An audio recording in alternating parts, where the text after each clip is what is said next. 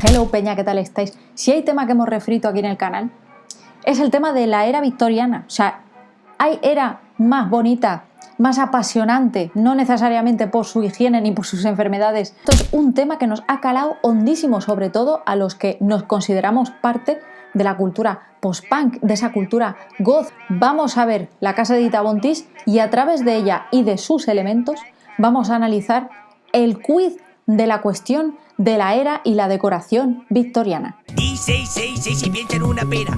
Tengo rayos X, puedo ver tu calavera. Si tienes frío, te metes en el río. Está escrito en mi frente, estoy fatal de lo mío. Os voy a ser sincera. Vamos aquí, sin paños calientes, a decir la verdad. Me he visto este vídeo 150 millones de veces. Quizá es lo que más se acerca a esa vivienda de ensueño que yo tengo ahí proyectada en mi mente. No sé cuándo va a ser, no sé si será cuando yo tenga 80 años, porque como comprenderéis, en una casa de alquiler no vas a montar semejante espantajería. Y dices, ¿qué leches es una Tudor House? Dita, yo aquí os lo voy a contar. A mitad del siglo XIX se popularizó este tipo de vivienda que emulaba a esas casas, esas manor houses británicas. Esto sonará porque lo hemos comentado en el vídeo del cottagecore, que si no lo habéis visto os va a venir muy bien, porque quizá la elaboración arquitectónica de esta casa os recuerda mucho a estos elementos característicos de una casa de campo, un cottage inglés, e imitan esa arquitectura que proliferó en el siglo XVI, siglo XVII, y lo más característico que podemos ver en la fachada son esas vigas atravesando la fachada blanca por doquier, ¿vale? Entonces estos serían los elementos principales de una Tudor House y también se caracteriza por sus grandes dimensiones. Eran casas construidas por gente de posibles. Vamos a seguir con este house tour que nos tiene ya expectantes. Nada más entrar en la vivienda ya lo primero que nos impacta, aparte de los cisnes disecados, ahora vamos con este tema, es el putfit de Dita Von Teese. Esa especie de versión Dita del loungewear. Loungewear es como vestimenta para llevar por casa, más glamurosa. Se dice que Dita Von Teese no lleva nunca pijamas roñosos por la casa, lleva este tipo de cosillas. He de deciros que durante el tour lleva unos tacones, así que no creo que la mujer vaya todo el día en tacones por la casa. Tanto el cuello como ese detalle a lo largo del pecho que quizá nos puede recordar también a esos Brandenburgs, que son los detallitos que cierran las semilevitas militares, pero sin lugar a dudas esto tiene una reminiscencia directa a lo oriental, a un traje tradicional. Luego ahondaremos más en esta cuestión y por qué Dita está llevando una vestimenta de inspiración oriental. Muchos os estaréis llevando las manos a la cabeza. Quiero que sepáis que más adelante en el vídeo Dita dice que los animales que ella adquiere de taxidermia, que fue muy extremadamente popular en la era victoriana, son animales que han muerto por causa natural. Y hay muchos artistas que se dedican a hacer diferentes piezas de decoración a partir de estos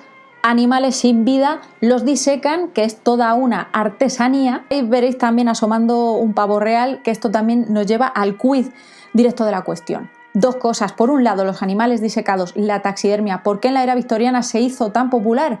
En esta era la gente utilizaba la decoración de su casa como carta de presentación. Era una era en la que la clase burguesa invitaba a la gente a su casa para hacer gala de sus conocimientos, de sus aspiraciones, de sus anhelos, de sus misterios, y llenaban las salitas de estar. Muchas de estas salas se les suele llamar drawing rooms, lugar donde puede estar quizá una persona tocando un instrumento como puede ser el piano y los demás van paseando alrededor de ese habitáculo. Si sois aficionados como yo a los period dramas, no puedo más, o sea, es que me encantan este tipo de pelis, os daréis cuenta que este tipo de escenas se repiten bastante a menudo, tanto en el ambiente burgués como en el ámbito monárquico.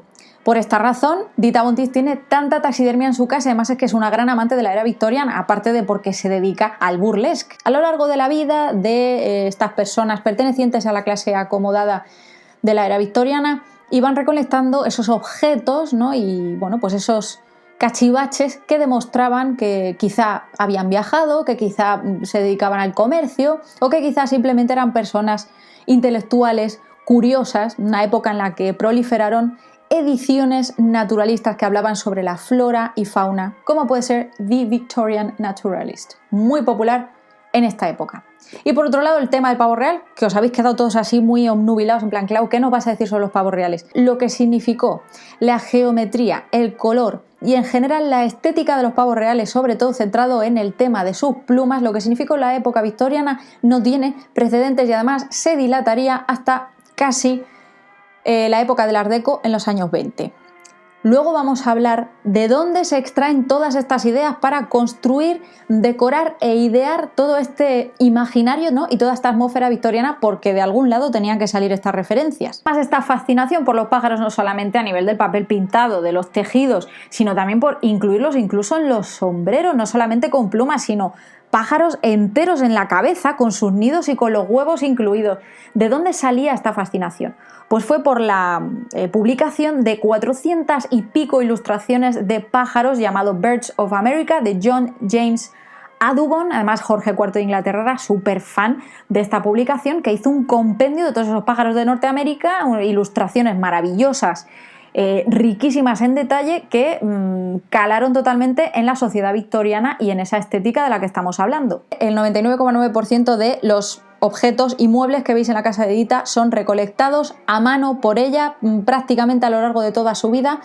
Y esto empezó porque cuando era joven dice que no tenía mucho dinero para permitirse ciertas prendas y entonces se iba a las tiendas de segunda mano y ahí nació su ansia viva, esta que compartimos aquí en el canal, por la ropa vintage, etc. Y podemos ver en ese salón un pedazo de espejo con unos pavos reales a ambos lados, de nuevo haciendo hincapié en este elemento característico de la decoración victoriana. Y no solamente eso, sino que en la entrada vemos el papel pintado y, ay amigo, el papel pintado, la de cosas que os puedo contar sobre esto. ¿Recordáis, queridos amigos, el vídeo de Alexander McQueen? Si no lo habéis visto, de verdad, no sé qué estáis haciendo con vuestra existencia. Hablamos de William Morris, que fue un humanista, un hombre polifacético, hizo de todo y además lideró el movimiento de las Arts and Crafts, del arte, de la artesanía, frente a esa acuciante revolución industrial que estaba haciendo que todo se mecanizara, y fundaron la Red House, que es el epítome de esta era de los Arts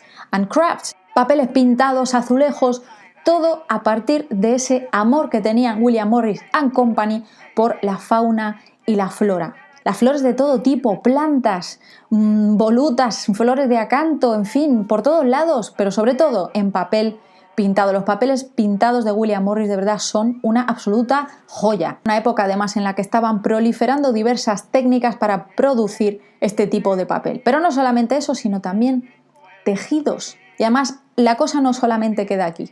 Fue uno de los propulsores del movimiento del esteticismo. No lo estético como lo que conocemos hoy en día, sino la estética, por lo bello, no por practicidad, no porque haya un mensaje detrás.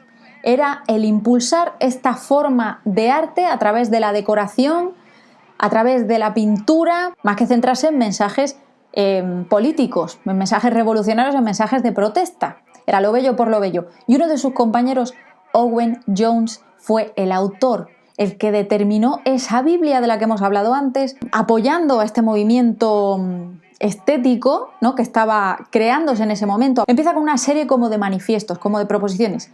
Hay un par, esto lo podéis buscar por internet, lo tenéis completo, os lo voy a dejar en la cajita y si no también lo podéis adquirir, pero hay un par de proposiciones que me parecen muy interesantes y muy ilustrativas de este movimiento. Y es la proposición cuarta: la belleza es el resultado del placer de la mente, el ojo, el intelecto y las afecciones. Y luego la proposición 37, que esta también es muy interesante. Tened en cuenta, chicos, que estamos hablando de finales del siglo XIX. Esto es revolucionario, esto es único. No puede haber mejora en el arte si no forman parte de él los artistas, los artesanos y el público. Y además hay que educarles para ello, ¿no? Egipcio, arábico, griego, hindú, todo lo que se os pueda ocurrir pasar por la cabeza, chicos y chicas, ahí está ilustrado y además actualmente como referencia nos sigue sirviendo para personas que os dediquéis al arte en todos sus ámbitos, decoradores, en fin.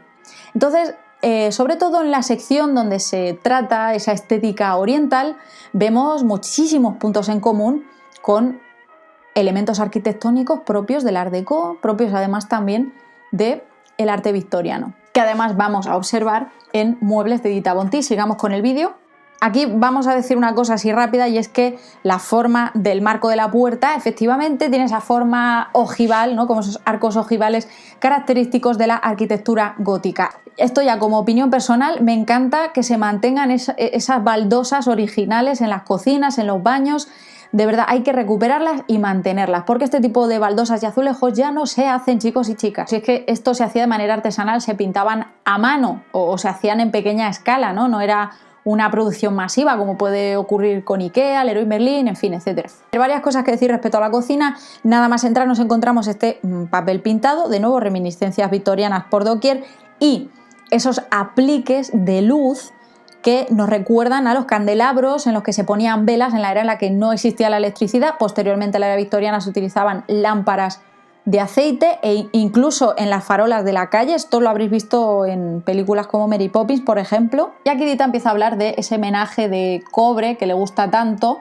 La cocina también es una cocina de carbón, que si la mayoría tenéis abuelos, abuelas, tatarabuelos, tatarabuelas, bisabuelos, muchos de ellos mantendrán todavía este tipo de cocinas en su casa, y a mí me maravillan. Las he visto algunas veces en estos típicos rastros y de verdad, créeme que si tuviera una casa los cogería, los utilizaría aunque fuese con afán decorativo, ¿no? Como mesa o como soporte. Por cierto, el tema del cobre lo llevamos utilizando en la humanidad desde que el mundo es mundo, incluso antes de la era del bronce. Estamos hablando, yo qué sé, de previo al 800 a.C.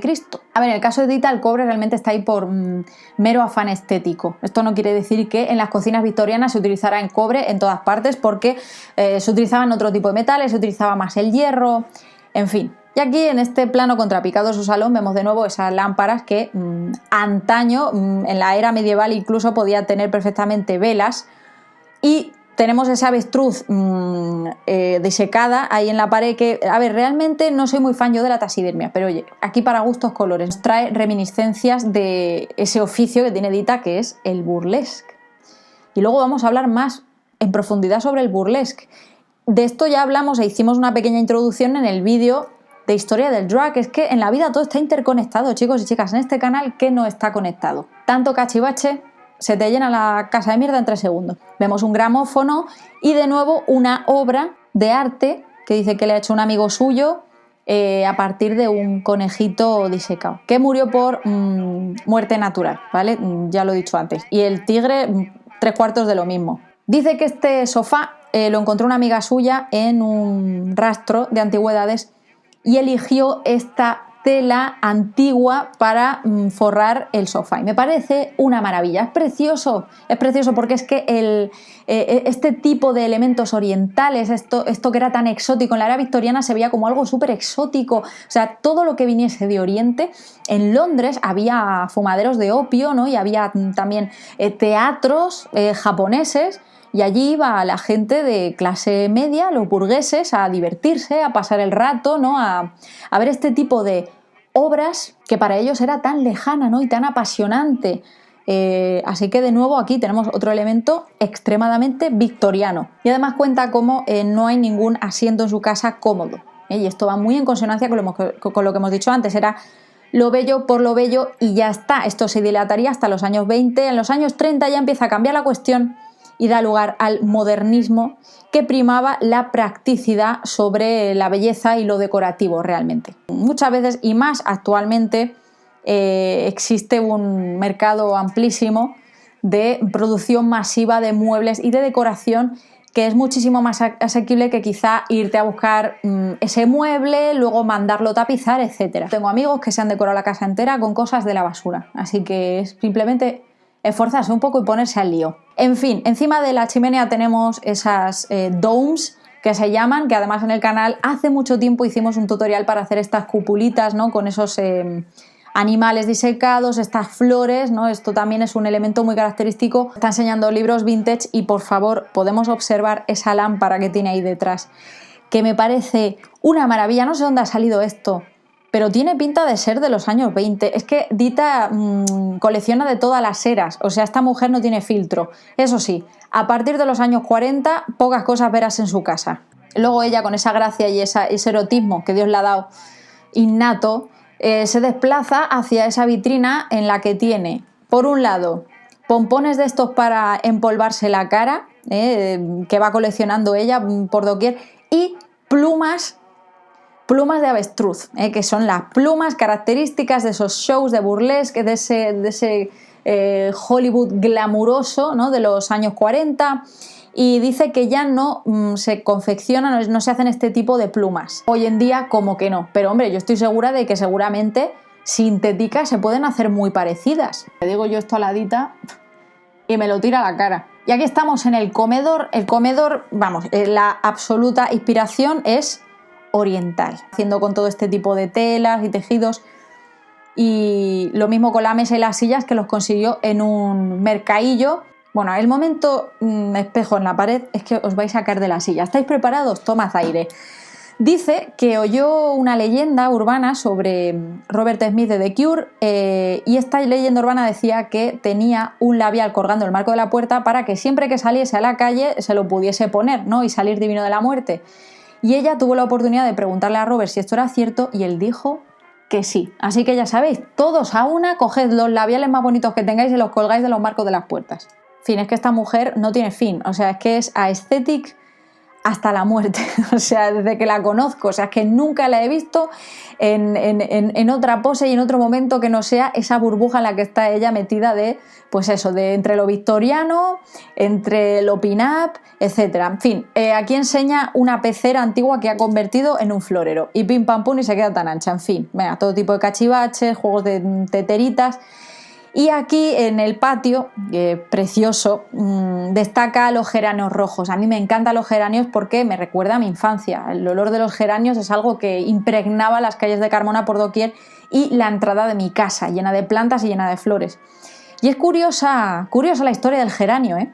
Es originario de Sudáfrica y llegó a América del Norte a través de Francia en 1786. O sea que tampoco llegó hace tantísimo tiempo a nuestras manos, ¿eh? Fijaos, así que la próxima vez que veréis un geranio en el vivero, pensadlo dos veces. Bueno, aquí ya está en su jardín y enseña estos muebles que ella retapiza posteriormente. Una vez más.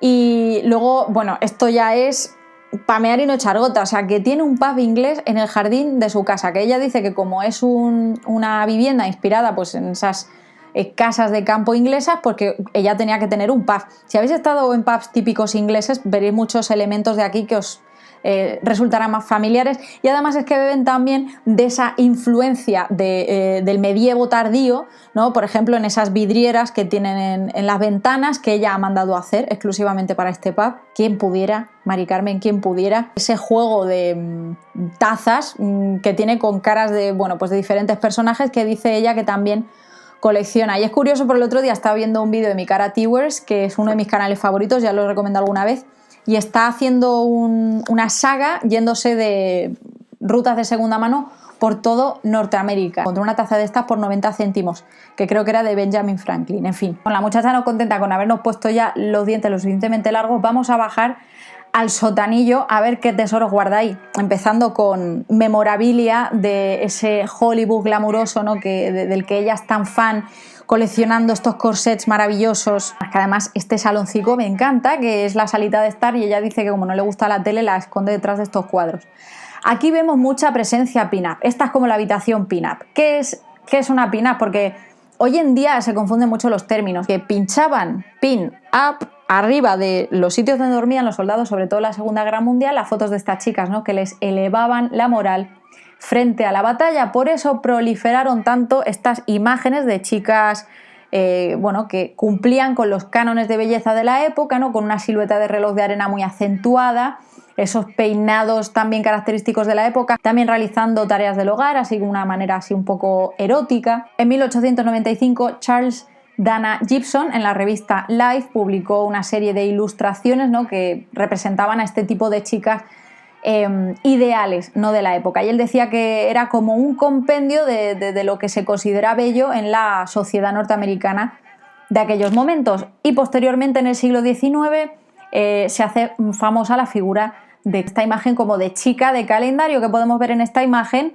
con un uniforme propiamente de chico, que además este anuncio es muy ilustrativo de la época, ¿no? Bueno, ojalá fuera un hombre para unirme a la Marina, ¿no? Estás apelando a ese público masculino a unirse a las Fuerzas Armadas a través de una figura femenina, enseñando un poquillo de carne. Esto posteriormente fue yendo a más y más y más, las chicas cada vez aparecían con menos ropa. En un principio, antes de aparecer la fotografía, eran ilustraciones pintadas a mano, y sobre todo a través de la figura de Enoch Bowles podemos ver esa encarnación de la figura de pin-up a través de la propaganda, ¿no? Era uno de los vehículos más potentes de propaganda en la Primera Guerra Mundial. Ya el culmen total es en los años 50, más concretamente en 1953, Marilyn Monroe aparece en el primer número de la revista Playboy, que es que os sonará a todos, pero que en un inicio empezó efectivamente de esta manera, ¿no? Con chicas consideradas, pues eso,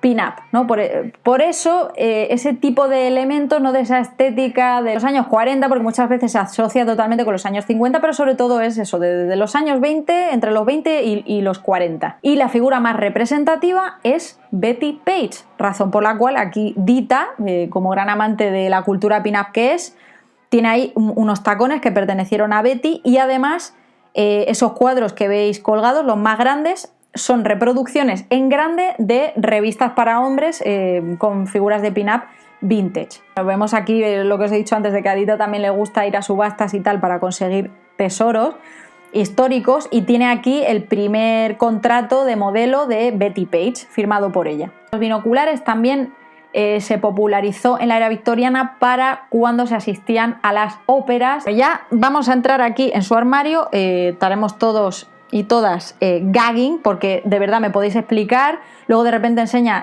este calzado que son los Dita, ¿no? Un calzado exclusivo que le ha hecho Christian Louboutin, inspirado en ella, que tiene una serie de accesorios y de bordados inspirados en María Antonieta. Luego muestra también su colección de sombreros. En fin, todo este tema de los zapatos y Christian Louboutin tiene su razón de ser, y es que por su altura y por su forma, por lo que he visto en vídeos de YouTube en general, la gente no dice que sean muy cómodos, pero es que la Dita, como va en tacona siempre, pues es que esta ya tiene el callo más que hecho, y le da esa altura, esa sofisticación, ese glamour cuando estás en escena en un número de burlesque. Ella nos enseña de nuevo, poniéndonos los dientes largos, esa pedazo de colección de broches maravillosa, también vintage, como no. Todo por lo que he visto en esa colección, años 20, años 30 probablemente.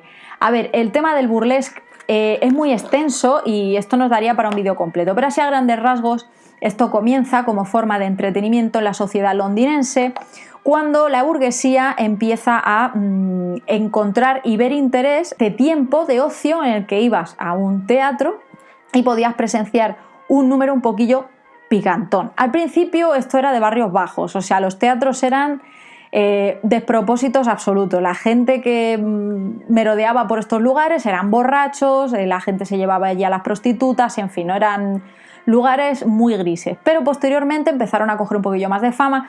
Sobre todo Charles Dickens empezó a hablar bien del teatro y decir que, bueno, que favorecía al desarrollo intelectual y de la razón, y entonces, como los burgueses de la era victoriana eran todos muy cascabel de casa ajena, pues ahí que fueron todos a una, los teatros se modernizaron y se mejoraron, y entonces estos números que al principio se centraban en la burla, en la comedia, ¿no? Y la verdad es que una comedia bastante decadente, por así decirlo, con números de contenido altamente erótico, había mucha desnudez.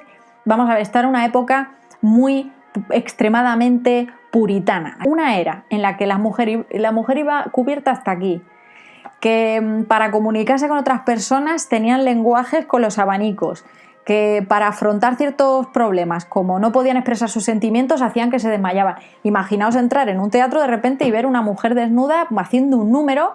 Había también números de travestismo y había números de minstrel, ¿vale? Eran números de alto contenido racista en el que se practicaba el blackface, que aquí tenemos ese origen y que ya hablamos en el vídeo de la cultura drag.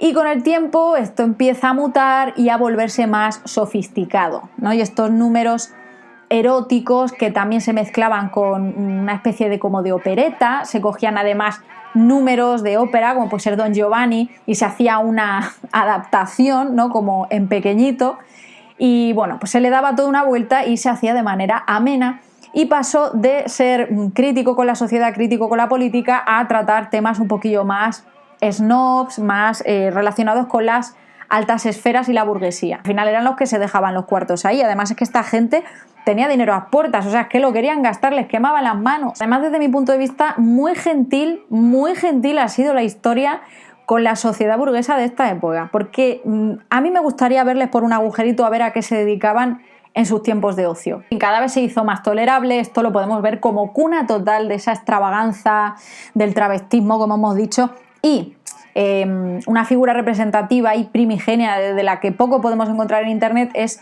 Mary Wilson, ¿no? Como una de esas primeras figuras representativas del burlesque, que además también se desarrolla en París, ¿no? Y bueno, pues al final se acaba convirtiendo en un número más atractivo para este público que lo que quería era ver una mujer bella, ¿no? Ahí pues tapándose y destapándose en plumas, jugando con ese erotismo, esa sensualidad. Os dejaré en la cajita pues algún que otro número de burlesque para que sepáis en qué consiste esta movida. Es todo un arte, he de deciros, o sea, no es solamente aquí, venga, vamos a hacer un striptease. Normalmente es eso, te vas quitando la ropa poquito a poco, junto con la música, y vas haciendo uso de elementos como puede ser un abanico de plumas, como hemos dicho antes, esas plumas de avestruz, luciendo una maravillosa lencería elaborada en piedras y comenzando con unos trajes majestuosos y alucinantes. En definitiva, el burlesque nace como una especie de teatro de variedades que salió de la cloaca y se convirtió, bueno, pues en todo un lujo. Ahora se hacen unas versiones más actuales, como puede ser The Howl,